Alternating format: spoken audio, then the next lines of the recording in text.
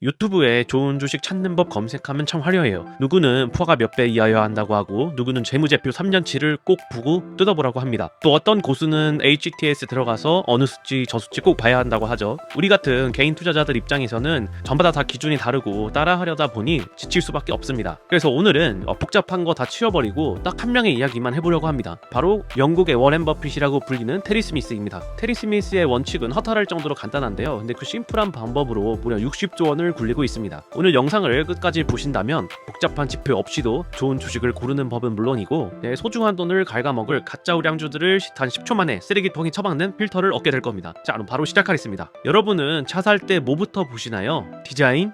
브랜드? 이런 것들은 사람마다의 기준이 다 다르지만 공통된 관심도는 바로 연비입니다. 주식도 똑같은데요. 내가 돈을 100만원 넣었으면 이놈이 얼마나 멀리 가는지, 즉 얼마나 벌어오는지를 봐야죠. 이게 바로 테리 스미스가 목숨 거는 돈의 연비, ROIC입니다. 자, 삼성전자와 엔비디아를 예로 들어서 한번 설명해 볼게요. 삼성전자는 반도체를 생산하려면 일단 수조 원짜리 공장부터 지어야 합니다. 투하 자본이 당연히 크니까 연비가 낮을 수밖에 없는 대형 트럭 같은 구조입니다. 반면에 엔비디아는 어떨까요? 얘네는 공장이 없죠. 그냥 앉아서 설계도만 그립니다. 기름을 아주 살짝만 넣어줘도 부스터를 달고 미친듯이 질주를 합니다. 공장이 필요 없으니 투하 자본 자체가 적을 수밖에 없다는 말이죠. 그래서 엔비디아의 최근 ROIC를 보면 약 75% 수준인데요. 쉽게 말해 100원을 집어넣으면 75원이 나온다는 소리입니다. 이렇듯 테리 스미스는 누가 더 효율적으로 돈을 버는지를 집중적으로 봅니다. 하지만 연비가 아무리 좋아도 주주를 깡통차게 만드는 함정이 있습니다. 금고에 진짜 돈이 남지 않으면 다 헛수고거든요. 자, 여러분, 연비가 좋아서 기름값을 아껴 쓰면 기업은 그 돈을 다 어디에 쓸까요? 경영진의 주머니로 들어갈까요? 아니면 재투자를 할까요? 바로 여기서 테리 스미스가 환장하고 달려드는 진짜 돈, 잉여현금 흐름이 등장합니다. 순이익이나 EPS도 물론 중요하지만 반드시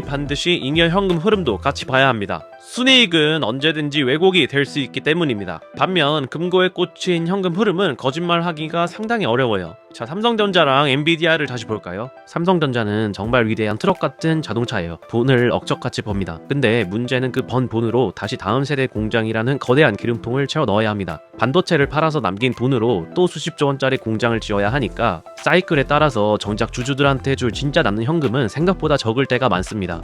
반대로 엔비디아 같은 경우 100원을 투자해서 75원을 벌어왔는데 공장을 지을 필요가 없으니 그 돈을 다시 기름통에 들이부을 필요가 없습니다. 직원들 월급 같은 거 쓰고 나면 나머지 막대한 돈은 고스란히 회사 금고에 잉여 상태로 남게 되는 거죠.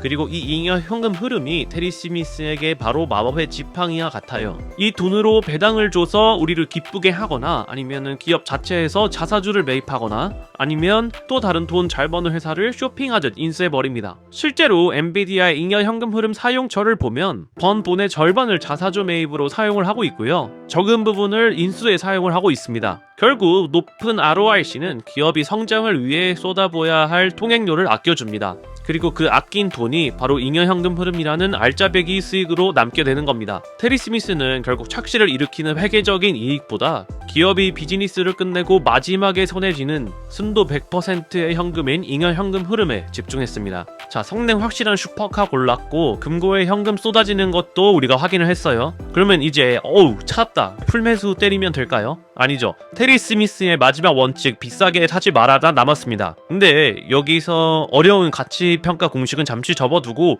우리가 쉽게 적용할 수 있게 이야기를 한번 해보겠습니다. 우리가 해야 할 일은 아주 단순한데요. 딱 3단계는 끝나요. 첫 번째로 리스트부터 만드는 겁니다. 아무 종목이나 고르는 게 아니라 아까 말한 ROIC가 높고 잉여현금 흐름이 쏟아지는 드림카들만 추려놓고요. 그 리스트를 뽑아서 개인적으로 가지고 있으세요. 그리고 두 번째, 시장이 발작할 때 알람을 들으세요. 주식시장은 조울조 환자랑 같아서 멀쩡하고 좋은 회사를 쓰레기 취급하며 던질 때가 반드시 오거든요. 알파벳은 틱톡한테 밀린다, 챗GPT 때문에 검색시장 망한다며 불과 1, 2년 전만 해도 주가가 아주 곡소리가 났었어요. 이제 구글은 야후 꼴이 날 거라고 다들 비웃었습니다. 근데 결과는 구글의 광고 매출은 매출은 역대 최고치를 경신을 했고 주가는 보란듯이 전고점을 뚫어버렸습니다. 메타도 2022년도에 여러가지 악재와 겹쳐 주가가 $90까지 처박혔었습니다. 다들 이제 메타는 끝났다며 주식을 투매를 했지만 기업 자체는 여전히 돈을 잘 벌고 있었거든요. 그리고 단 1년 만에 염라대왕 만나고 왔던 주가는 200%가 뛰었습니다. 몬스터 베버리지 또한 얼마 전 인플레 때문에 캔값 오르고 물류비 터져서 이제 에너지 드링크도 끝났다는 뉴스가 도배가 됐었어요.